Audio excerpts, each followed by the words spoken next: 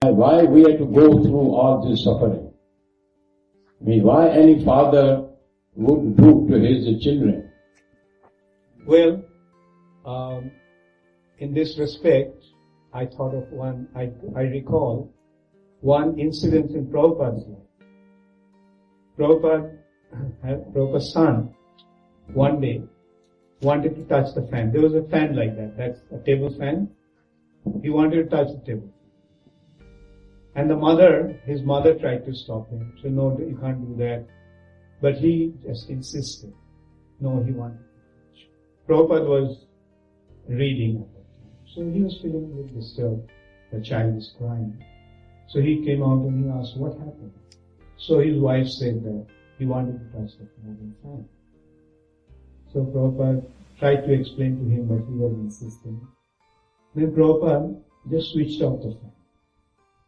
And the fan was still moving. And he said, okay, go touch it. Go touch it. And he touched it. Tang. And he started to cry, oh, I got hurt. He said, I told you that you got hurt. Still, why did you won't listen to me? So now, go touch again. He said, no, I don't want to touch it. So, yes, he is our Supreme Father.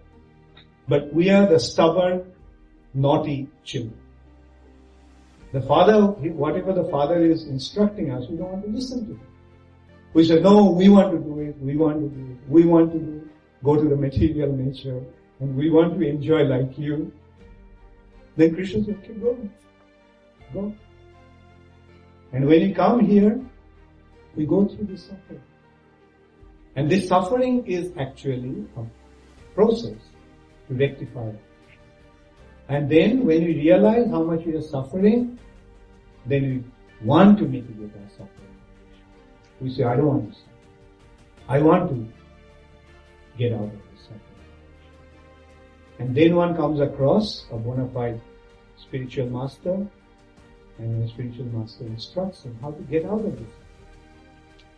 And the answer is surrender to Krishna.